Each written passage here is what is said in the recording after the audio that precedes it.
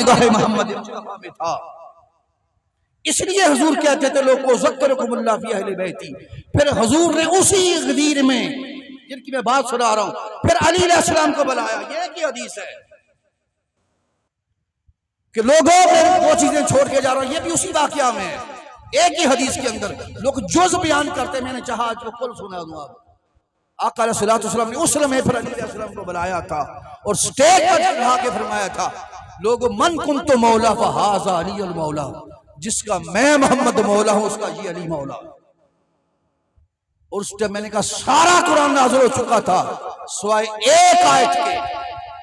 ایک آیت کے من کنت مولا فہذا علی المولا، اور اس لمحے قرآن کی آیت نازل ہو جانی چاہیے تھی نا، جب فرمایا تھا کہ جب جس کا میں مولا اس کا علی مولا، نازل نہیں ہوئی۔ وجہ ہے اس کی، وجہ آپ کو سمجھاتا ہوں۔ ایک ہے بات بتانے والا، دوسرے ہیں بات ماننے والے۔ حضور نے بات فرمائی لا الہ الا اللہ، پڑھیں کلمہ لا الہ۔ اب جب حضور نے کہا تھا کہ اللہ ایک ہے تو جس نے کلمہ پڑھا وہ مسلمان ہوا، یا جس نے صرف سن لیا پڑھا نہیں مانا نہیں وہ بھی مسلمان ہوا؟ پڑھنے والا ہی ہوا تھا۔ جنہوں نے نہیں پڑھا وہ کیا رہے تھے؟ مشرک، وہ کیا رہے تھے؟ اب حضور نے فرمایا کہ محمد رسول اللہ، میں اللہ کا رسول ہوں۔ اب جس نے رسول مانا وہ مسلمان ہوا ہے، یا جس نے صرف سن لیا تھا وہ بھی مسلمان ہو گیا؟ مانے یا نہ مانے، صاف ظاہر ہے جس نے رسول مانا ہے وہ مسلمان ہے۔ تو ایک بتانا ہوتا ہے، ایک ماننا ہوتا ہے۔ رسول نے بتایا ہے من کنت مولا فہذا، جس کا میں مولا اس کا علی مولا۔ فیصلہ بتانے پر نہیں ہوگا، بتانے سے ماننے پر ہوگا۔ ہمارے عقیدہ کا، ہماری نجات کا، ہماری بخشش کا مدار مصطفیٰ کے بتانے کے بعد ماننے پر ہوگا، کہ جو مصطفیٰ کی بات کو مان گیا، جو حضور کی بات کو تسلیم کر گیا، جو حضور کے آگے جھک گیا، جس نے آقا کی بات کے آگے اپنی عقل نہیں جڑائی اور مصطفیٰ کے فرمان کے مطابق اپنے عقیدے کو بنا لیا، مان لیا، وہ مومن ہوگا۔ اس میں مصطفیٰ نے فرمایا کہ من کنت مولا فہذا علی المولا۔ قرآن کی آیت ایک باقی تھی، سارا نازل ہو چکا تھا۔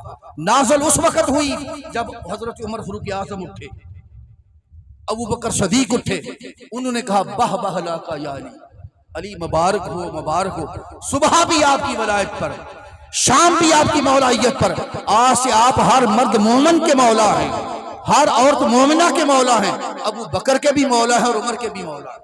جب یہ اعلان کر دیا رب کائنات نے جبریل امین کو بھیجا، فرمایا جبریل اب بتانے والے محبوب نے بتا دیا ہے اور ماننے والوں نے مان لیا ہے، اب دونوں عقیدے سامنے آگے ہیں، بتانے والا خدا مصطفیٰ کا طریقہ اور ماننے والے ابو بکر صدیق باوفا کا طریقہ۔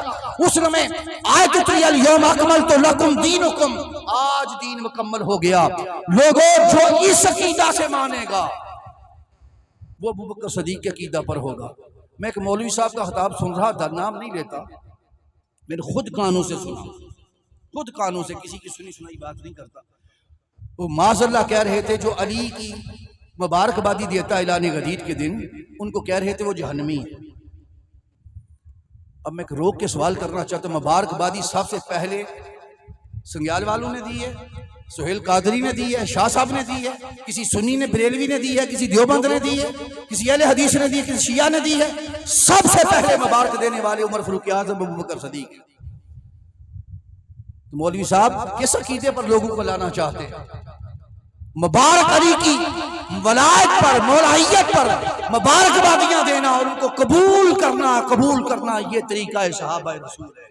جو سنی ہے اس کا دل قبول کرے گا، وہ شیعہ ہے وہ قبول کرے گا، وہ اہل حدیث ہے قبول کرے گا، اہل دیوبند قبول کرے گا، وہ جس کا تعلق خدا کے ساتھ ہوگا، محمد مصطفیٰ کے ساتھ ہوگا اور در فاطمہ الزہرا کے ساتھ ہوگا۔ وہ کوئی اگر تعلق کا دعویٰ کرتا ہے تو قبولیت بھی اس کے اندر ہونی چاہیے نا۔ تو اب یہ اعلان کر دیا حضور نے، اب کوئی شک نہیں چھوڑا۔ اب اس لمحے حضور، میں نے کہا کہ کربلا کی سرزمین سے پہلے حضور کو علم تھا، معلوم تھا، اور یہی بات امام حسین کو بھی معلوم تھی، شہزادہ رسول کو بھی معلوم تھی۔ اس لیے کربلا کی سرزمین میں جب سفر شروع ہوا تو اس وقت امام حسین علیہ السلام کو علم تھا کہ میں کس طرف جا رہا ہوں۔ مدینہ چھوٹ رہا تھا تو پتا تھا حسین پاک کو مدینہ چھوٹ رہا ہے. علم تھا کہ جب کربلا کی سرزمین میں جا کے پہلے دن رکے تھے تو حسین پاک کو علم تھا کہ یہی جگہ ہے. کوئی شک کی گنجائش نہیں تھی. پتا تھا چونکہ نانا سے سن رکھا تھا, بابا علی سے سن رکھا تھا. اس لمحے وہ یزید لعین, وہ یزید بدبخت جس پر 1000 بار لعنت ہو, اس نے ابن زیاد اور عمر ابن سعد ان سب کو متعین کر رکھا تھا کہ حسین کا سر میرے پاس لانا ہے, اس سے نیچے کا کوئی سودا مجھے قبول نہیں ہے. آج افسوس کی بات ہے, ابراہیم علیہ السلام نے قربانی دی, اسماعیل علیہ السلام قربانی کے لیے تیار ہوئے, حضرت ہاجرہ ماں تیار ہوئی, شیطان نے روکا تو 3 شیطان اب حج کر گیا. کتنے حاجی یہاں بیٹھے ہیں؟ ادھر ہاتھ کھڑا کریں جنہوں نے حج کر رکھا ہے, ماشاءاللہ. باقی ٹی وی پر تو دیکھتے ہیں نا. 3 شیطان ہیں. کتنے؟ 3. ایک دفعہ شیطان ہے کہ حضرت ہاجرہ کو اس نے روکا تھا کہ بیٹے کو نہ بیچیں, تو وہاں پتھر مارتے ہیں لوگ.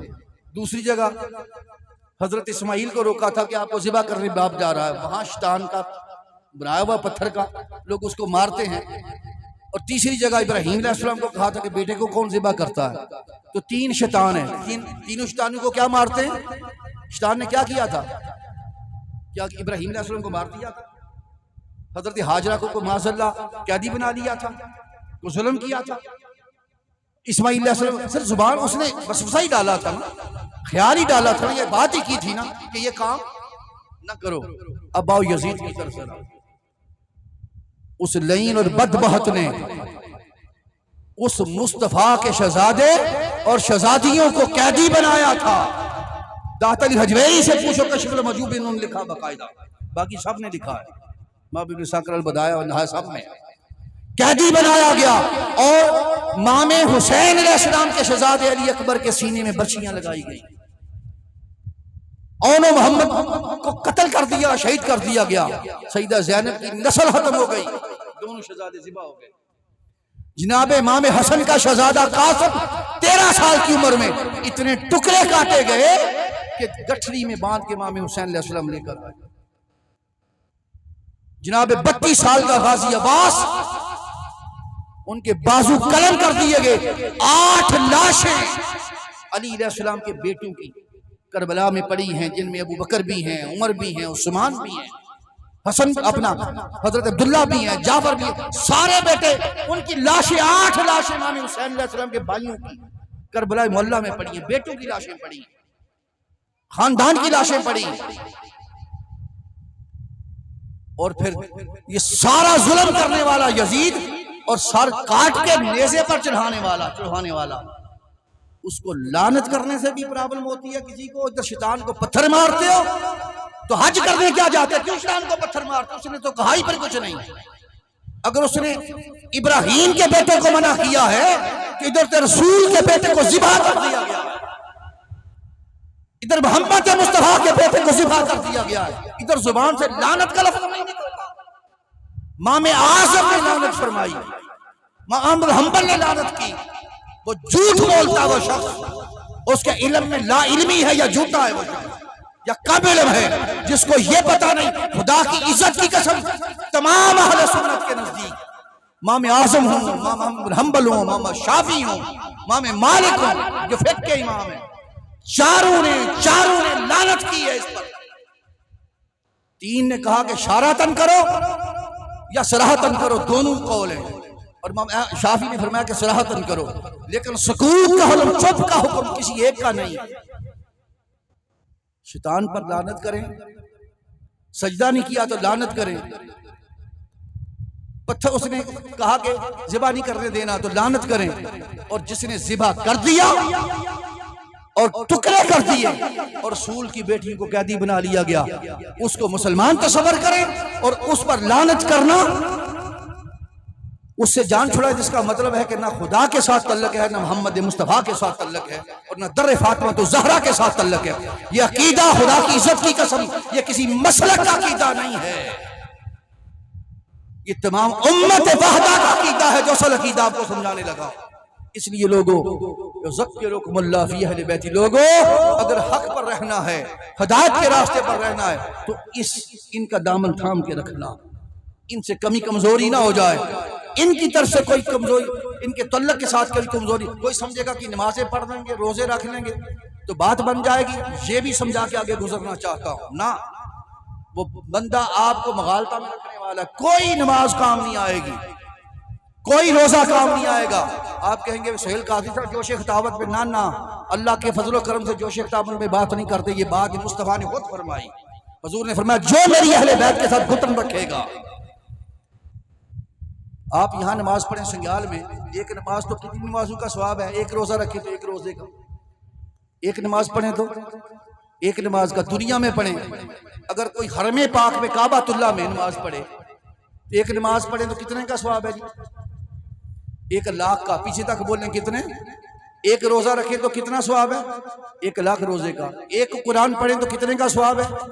1,00,000 قرآن کا، یعنی کوئی ایک نیکی کرے تو 1,00,000 کم از کم اللہ اجر عطا فرماتا ہے۔ مصطفیٰ نے فرمایا بین الرکن والمقام، کوئی حرم کعبہ میں کعبہ کی دیوار کے ساتھ چمٹ کے وہیں وصام وصلا، وہیں روزے رکھے، وہیں نمازیں پڑھے، اور میرے آقا نے فرمایا وَلَقِيَ اللَّهُ، اور اسی حالت میں اللہ سے ملاقات کرتا ہوا مر بھی وہیں جائے، کعبہ کے اندر ہی، حرم کعبہ کے اندر ہی وہیں مر جائے، فوت ہی وہیں ہو جائے، ساری عمر عبادت کرتا رہے، اگر میری اہل بیت کے ساتھ اس کی گھٹن اور بغض ہے اور محبت نہیں ہے تو حضور نے فرمایا دخل النار، وہ جہنم میں جائے گا۔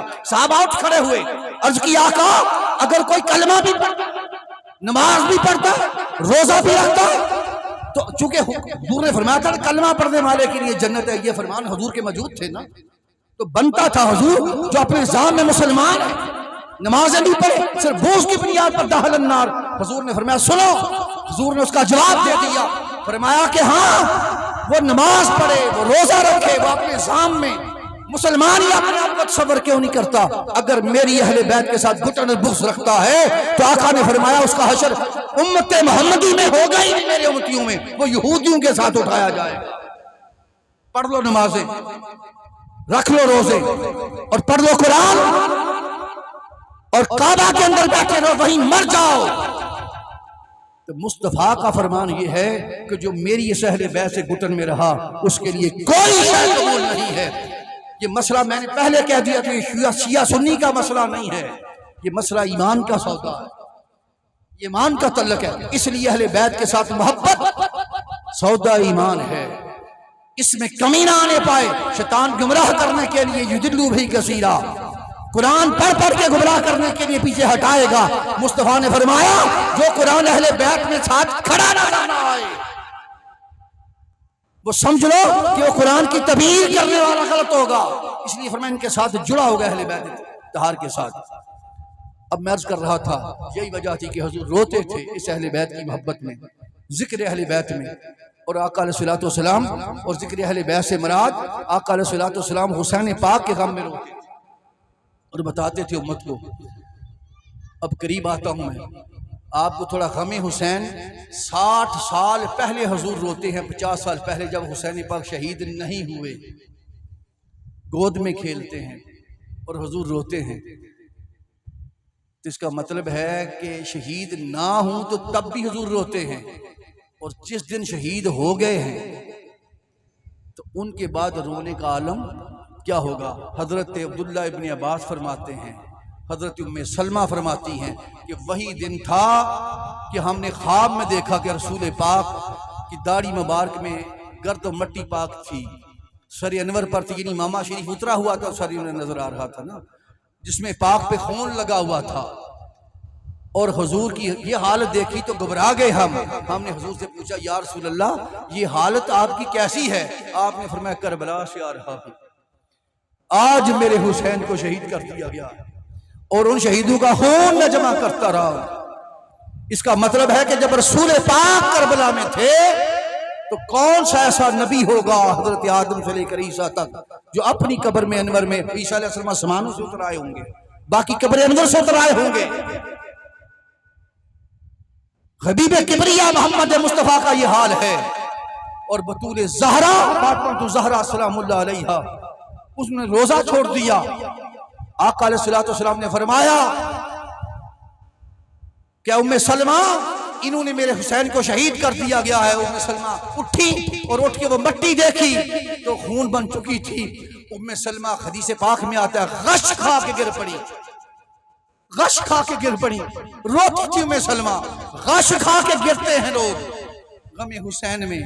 ازواج مطہرات حضور کی، صحابہ روتے، مدینے میں کہ حرام تھا، ہر کوئی روتا تھا اور آج بھی ہر کوئی روتا ہے۔ بھئی آپ کا کوئی خدا نہ کرے کسی کا جوان بیٹا فوت ہو جائے، خدا نہ کرے کسی کا باپ فوت ہو جائے، خدا نہ کرے کسی کی ماں چلی جائے۔ اگر لوگ 3 دن کا شوق بتاتے ہیں، مجھے بتاؤ 3 دن کا شوق کرنے والوں اور غم حسین کے رونے پر اوپر پابندیاں لگانے والوں، مجھے بتاؤ کہ اس وقت حسین پاک شہید ہی نہیں ہوئے، حضور 50 سال پہلے روتے ہیں، 3 دن کہاں چلے گئے؟ اور 3 دن کے بعد کی بات پوچھنی ہے تو بلال سے پوچھو نا۔ جب حضور کا وصال ہو گیا تھا تو ملک شام چلے گئے تھے، 2 سال بعد حضور خواب میں ملے تھے اور کہا تھا بلال ہم سے ملنے میں نہیں آتے، تو شام سے روتے ہوئے بلال حضور کے غم میں مدینہ پہنچے تھے۔ اس وقت 3 دن کا شوق کدھر تھا؟ پورا مدینہ پر روتا تھا، اور اذان دی تھی جب تو پورا مدینہ روتا تھا، وہی لمحات یاد آتے تھے۔ محبوبوں کی جدائی میں رویا جاتا ہے، کسی کا جوان بیٹا چلا جائے وہ جب بھی یاد آتا ہے، ماں رو پڑتی ہے، باپ رو پڑتا ہے، بھائیوں کے کلیجے پھٹ جاتے ہیں جس کا بھائی جوان چلا جائے۔ کیوں روتے ہیں؟ 3 دن تو گزر گئے ہوتے ہیں، کئی سال گزر جاتے ہیں، تو جب ماں یاد آتی ہے تو کہیں وہ آنکھوں روتے ہیں کہ کاش میری آج ماں ہوتی، کسی کا باپ جاتا کاش میرا آج باپ ہوتا، تو ہم تعلق ہوتا ہے نا، تو جس کا تعلق ہو تو رونا اسے ہی آتا ہے۔ امت محمدی، حضور سے زیادہ ہمارا کس کے ساتھ تعلق ہوگا؟ نبی کی آل کے علاوہ کس کے ساتھ ہمارا تعلق ہوگا؟ ایمان کا سودا محمد مصطفیٰ کے قدموں کے ساتھ وابستہ ہے، ایمان کا سودا حضور کی آل کے ساتھ وابستہ ہے، مصطفیٰ کے صحاب کے ادب کے ساتھ وابستہ ہے، حضور کے ساتھ جڑا ہوا ہے سارا تعلق۔ اس لمحے آقا علیہ الصلوۃ والسلام روتے تھے، میں نے کہا روتے تھے، اور آخری قریب کر کے کربلا معلیٰ میں چاہتا ہوں اس غم حسین میں کچھ باتیں ایسی 2 باتیں کر لیں جس سے کم از کم ہمارا دل اور ہماری آنکھوں کو کچھ نہ کچھ تراوت مل جائے اور حضور خوش ہو جائے۔ جب امام حسین علیہ السلام نے سارے لاشیں اٹھا لیے کربلا معلیٰ میں، سارے لاشیں اٹھا لیے، 72 لاشیں، میں تو دیکھ کر آیا ہوں کربلا معلیٰ کا وہ منظر، سارے لاشیں اٹھا لیے، جہاں خیمے تھے وہاں سے 60 ایکڑ 60 کلے جس کو ہم کہتے ہیں ایکڑ، وہاں آخری کنات تھی جس کو ٹیلہ زینبیہ کہتے ہیں، وہاں غازی عباس علیہ السلام نے آخری کنات لگائی تھی، 1 کنات خیموں کے قریب لگائی تھی تاکہ حضور کے رسول کی بیٹیاں نظر نہ آئیں، اور آخری کنات اس لیے لگائی تھی کہ ان کے خیمے بھی نظر نہ آئیں۔ امام حسین علیہ السلام لاشیں اٹھاتے تھے، کبھی اون محمد کی لاش، کبھی جناب قاسم کی لاش، کبھی غازی عباس کی لاش، کبھی کسی کی، ساری لاشیں اٹھا کے رکھتے تھے۔ اور اس لمحے امام حسین علیہ السلام جب سارے شہید ہو گئے تو جانے لگے، تو امام حسین علیہ السلام جب اس آخری کنات کے قریب گئے تو سیدہ زینب برقعے میں لپٹی ہوئی، آپ ان کو ساتھ گئیں اور اندر رہ گئیں۔ امام حسین باہر آئے، گھوڑے پر بیٹھنے لگے تو ارد گرد دیکھا کوئی بندہ نہیں تھا جو ساتھ بٹھاتا۔ 8 بھائیوں کی لاشیں پڑی، ذرا تصور کریں کسی کے گھر میں ایک لاش پڑی ہو نا، ایک لاش جی، جوان بیٹے کی، جوان بھائی کی، لوگ پاگل ہو جاتے ہیں۔ اور لاشیں بھی آپ اور میرے جیسے بھائیوں کی اور بیٹوں کی نہیں تھی، رسول کے ان بیٹوں کی تھی جو شبیہ محمد مصطفیٰ تھے۔ امام حسین علیہ السلام وہ ساری لاشیں چھوڑ کے جب گھوڑے پر بیٹھنے لگے اللہ کے دین کے لیے، اس لمحے سیدہ زینب نے کہا بھائی اگر اجازت دے تو میں آپ کو بٹھا دیتی ہوں، اور کوئی نہیں ہے۔ برقعے میں لپٹی رسول کی وہ بیٹی جس کبھی اپنی نانا کے روزے پر بھی رات کو جاتی تھی، بطول زہرا کی سیدہ زینب بیٹی۔ یحییٰ بن معین کہتے ہیں میں کئی سال ہمسایہ رہا مولا علی کا، کبھی نہ کبھی تو ہمسایہ ان گھر کی عورتوں کو چلو نہ بھی دیکھے تو برقعے میں لپٹا ہوا کبھی نہ تو دیکھ لیتا ہے۔ وہ کہتے ہیں خدا کی قسم میں کئی نے کہا 2 سال، کئی نے کہا 10 سال میں رہا، میں نے برقعے میں لپٹی زینب کبھی برقعے میں لپٹی بھی نہیں دیکھی، اتنا پردہ تھا۔ لیکن اس دن بطول زہرا جب وہ خیمے کو کراس کیا امام حسین گھوڑے پر بیٹھے، سیدہ زینب نے آخری دفعہ سلام کیا تو امام حسین کی آنکھوں سے آنسو بہے۔ سیدہ زینب نے اشارہ کیا اور امام حسین علیہ السلام کو روکنے کا، آپ رک گئے۔ آپ کہنے لگی بھائی میرے دونوں بیٹے تھے، بس وہ دونوں قربان ہو گئے اللہ کے دین میں اتنا نہیں گھبرائی۔ میرا بھتیجا، میرے شہید بھائی حسن کا بیٹا قاسم میرے سامنے ٹکڑوں کی شکل میں لایا گیا، میں اتنا نہیں گھبرائی۔ میرا عباس جیسا بھائی جن کو دیکھ کر دنیا تھر تھراتی تھی، ان کے بازو کلموں کے شہید ہو گیا، میں اتنا نہیں گھبرائی۔ میرے 8 بھائیوں کے لاشیں پڑے ہیں، میں اتنا نہیں گھبرائی جتنے آپ کے آنسو نے مجھے کمزور کر دیا ہے۔ امام پاک کہتے ہیں اے بطول زہرا کی بیٹی، میں غم کی وجہ سے نہیں روتا کہ میرے بھائی چلے گئے، میرے بیٹے چلے گئے۔ اگر تمہارے بھائی اور بیٹے تھے تو میرے بھی بھائی اور بیٹے تھے۔ میں جو رو رہا ہوں میں ان کو نہیں دیکھ رہا، کاش میرے قتل پر، میری شہادت پر یہ بات ختم ہو جاتی اور منظر رک جاتا تو میری جان جا رہی ہے، مجھے اس کی پرواہ نہیں ہے، گھبرانی نہ، میری شہادت کا مسئلہ نہیں ہے۔ مجھے نظر آ رہا ہے شام تک بطول زہرا کی بیٹیوں کا کہ وہ آپ بطول زہرا کی بیٹیاں آپ کبھی مدینے کی گلی میں نہیں نکلی۔ یہ بدبخت لائن شریف نہیں ہے، یہ شام کے بازاروں تک آپ کو جانا پڑے گا۔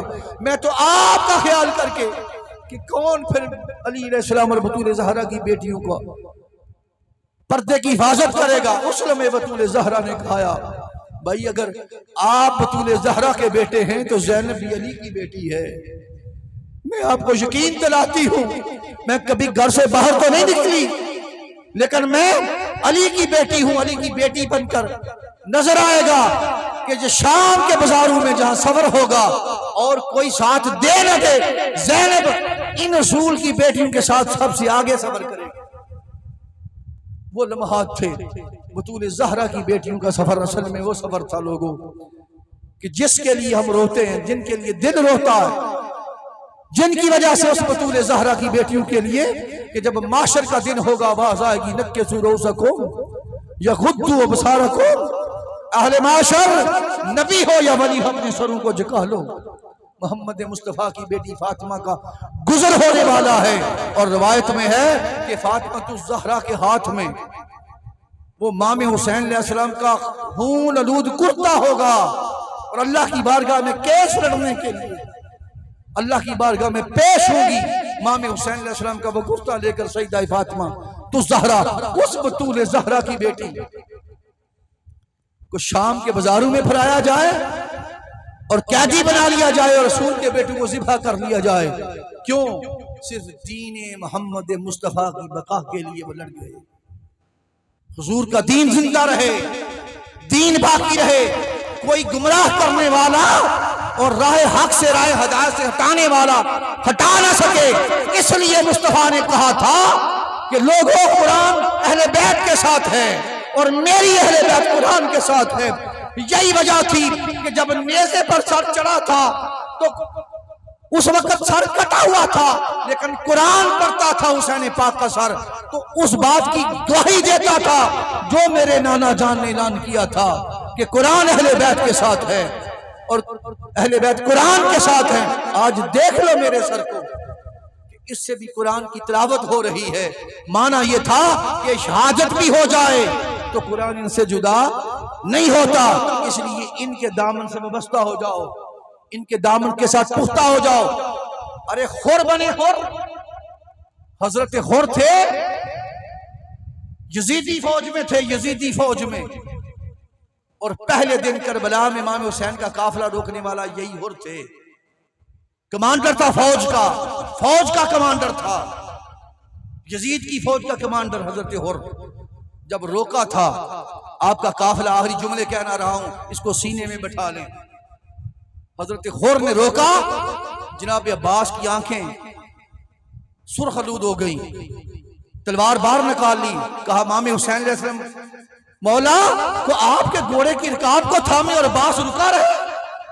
جناب امام حسین نے کہا عباس رک جاؤ، آپ نے کہا اور چھوڑ دے میری لگام کو، تو جانتا نہیں میں رسول کا بیٹا ہوں، تیری ماں تجھے روئے۔ جب یہ جملہ کہا اس وقت ہور نے اپنا سر جھکا لیا اور سر جھکائے کہا امام پاک میں تو حکم کا پابند ہوں، فوج کا جرنیل ہوں، لیکن آپ نے میری ماں کو کہا ہے میں آپ کی ماں کا نام نہیں لے سکتا، کیونکہ میری ماں اور ہے اور آپ کی ماں رسول پاک کی بیٹی بطول زہرا تھی، تو کہا کہ ان کا نام میں نہیں لے سکتا نہ اپنی زبان سے، کیونکہ میرا وضو بھی نہیں ہے اور میری زبان ناپاک ہے، آپ کی امی جان پاک ہیں۔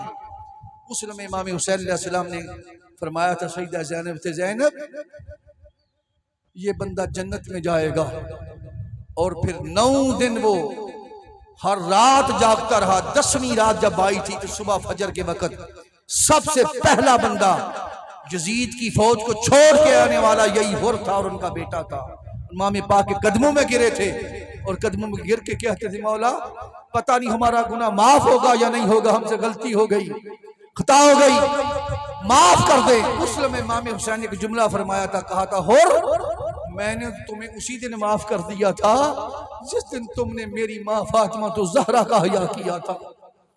لوگوں آج بھی اگر خور بن جائیں، کوئی یزیدی لشکر میں بھی ہو جو اس گھر کا حیا کرتا ہے، اس گھر کا ادب سینے میں بسائے پھرتا ہے، وہ کتنا بھی گناہگار ہو یزیدیوں جیسا تو نہیں نہ ہو سکتا۔ یزیدی فوج کا چیف آف آرمی اسٹاف تھا، کمانڈر تھا، اس وقت جرنیل تھا، لیکن اس نے چھوڑ دیا یزید کی فوج کے تحت کو، اس حکومت کو، اور پلٹ آیا حسین کی طرف۔ آج وقت ہے، یہ سانسیں آ جا رہی ہیں، کوئی مولوی قبر میں نہیں آنے والا،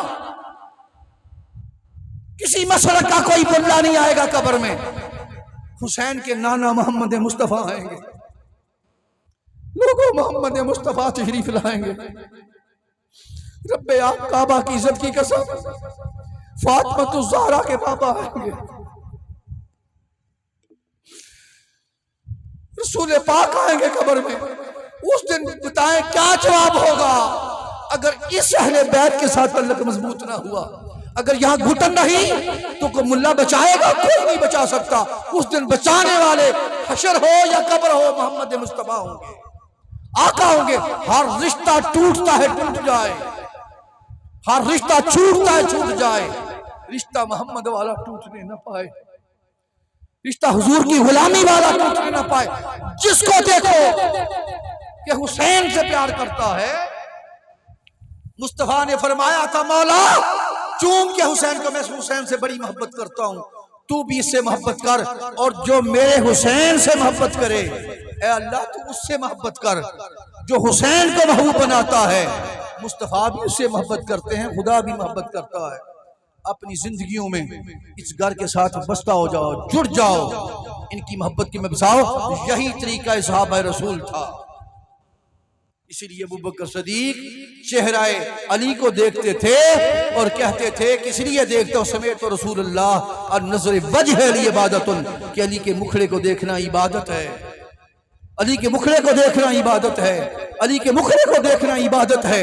ارے یہ طریقہ ہے صحابہ رسول کا، کسی ملا کا بتایا ہوا طریقہ نہیں ہے، ابوبکر صدیق باوفا کا بتایا ہوا طریقہ یہ سنیت ہے، یہ عقیدہ ہے۔ ہم اس عقیدے پر چلیں، شیعہ ہیں یا سنی ہیں، اہل حدیث ہیں یا دیوبند ہیں، سارے مسلک میں مبارک ہوں، اپنے مسلکوں میں رہو، اپنی جگہ پر رہو، لیکن رشتہ مصطفیٰ والا ٹوٹنے نہ پائے، رشتہ غلامی مصطفیٰ والا کمزور ہونے نہ پائے، اور اہل بیت کے ساتھ وسطہ رہیں، پھر نمازیں بھی کام آئیں گی، روزے بھی کام آئیں گی، ہر بات کام آئے گی، اور حضور کی شفاعت بھی نصیب ہوگی، اور اللہ کی رضا بھی ملے گی، اور راہ حق ہدایت بھی نصیب ہوتی رہے گی، منزل بھی انشاءاللہ آسان ہوگی۔ شرط یہ ہے کہ بندہ اس گھٹن سے نکل کر اس راستے کی طرف سفر شروع کرے جو محمد مصطفیٰ بتا کے گئے، جو صحابہ رسول کا راستہ تھا، جو آل مصطفیٰ کا راستہ تھا، اور جو حضور کی پوری امت میں اولیاء و صالحین امت کا راستہ تھا۔ وما علینا الا البلاغ۔